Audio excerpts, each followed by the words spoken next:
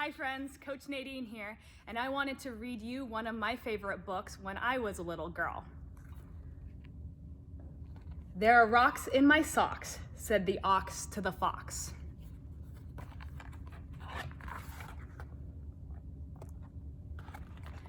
"There are rocks in my socks," said the ox to the fox.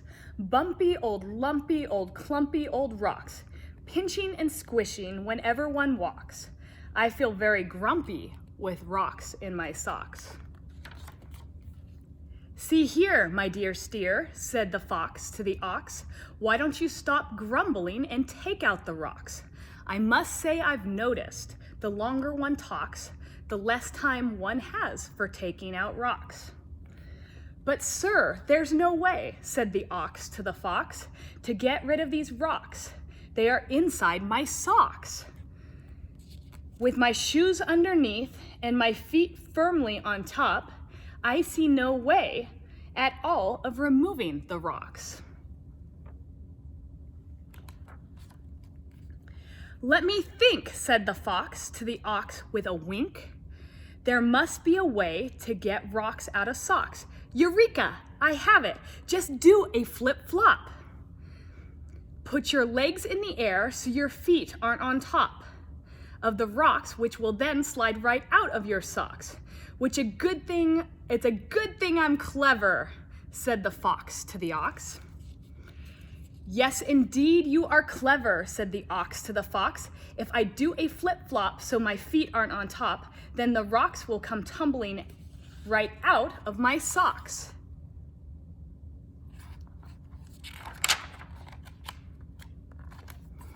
Those rocks are still there. Oh no, look. "There's a tack in my back," said the ox to the fox. "A prickly old, tickly old, stickly old tack. I really don't need this particular tack. I found it was missing. If it were missing, I'd not wish it back. Furthermore, those rocks haven't budged from my socks," said the ox to the fox. Said the fox to the ox, "There's no need to sigh. I'll have it all solved in a blink of an eye.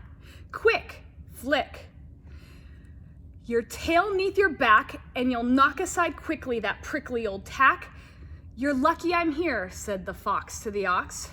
"Yes, you're great help," said the ox to the fox. "With a swish of my tail, I'll give that old tack a good whack that will knock it from underneath my back." Swish, wish, whump, thump.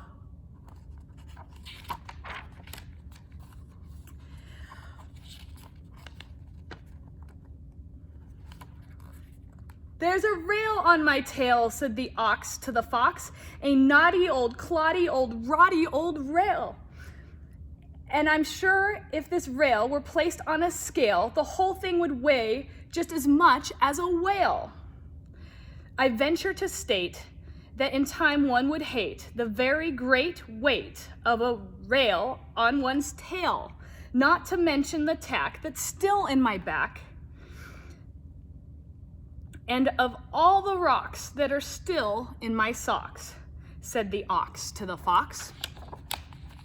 There, don't despair," said the fox to the ox. "For it is true, don't you see, and I'm sure you'll agree, you've got no more to fear as long as you've me. Your troubles are over, I swear it is true, for what else could possibly happen to you?" Zzz, buzz, flit, sit.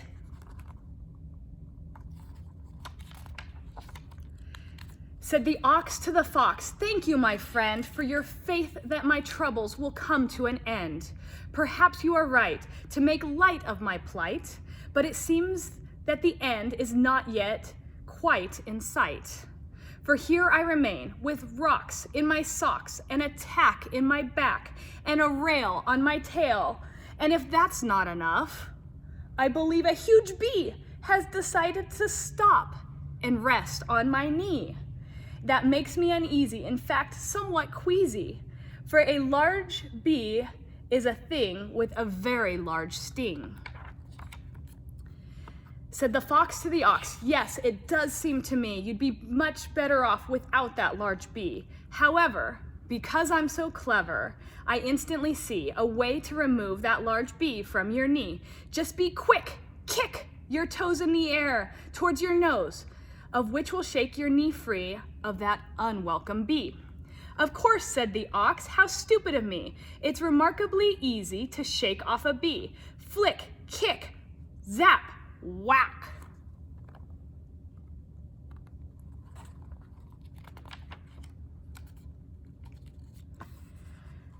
Said the ox to the fox, you've observed, I suppose, that I seem to have kicked myself hard in the nose. Meanwhile, the large bee, not choosing to flee, has been startled instead into stinging my knee, which is, I confess, quite unpleasant to me. What's more, with these rocks still stuck in my socks and the tack in my back and the rail on my tail, I do believe it's fair to state my situation is less than great. Skippity, hippity, hop, stop!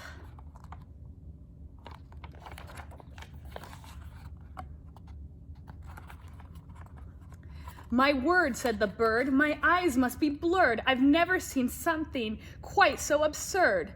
A big grown-up ox with his back on a tack and a rail on his tail and a bee on his knee gives his own nose a whack.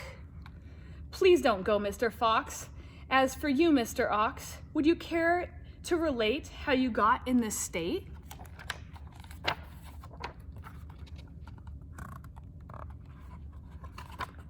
It's a rather long story, said the ox to the bird. It's hard to explain everything that's occurred. I believe it began with my friend here, the fox, who's an expert at getting rocks out of one's socks.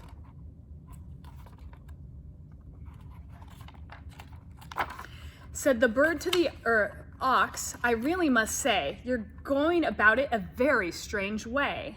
Why not simply roll over, lift your back off that tack, then just slide your tail out from under the rail and straighten your knee, which so obviously will set the bee free.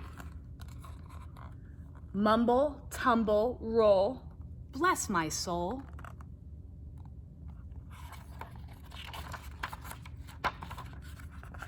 Now take off your shoes, then take off your socks. Try wiggling your toes, then dump out the rocks. Next, put back on each sock and put back on each shoe, which is all, Mr. Fox, that you needed to do. Is it true what I've heard, said the ox to the bird, that all I needed to do to get rid of these rocks was to take off my shoes and empty my socks? Of course, said the bird.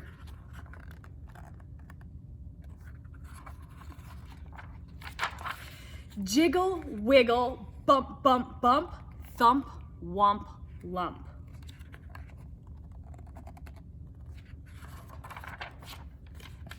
I believe, said the ox, it might well be said that my friend the fox has rocks in his head. The end.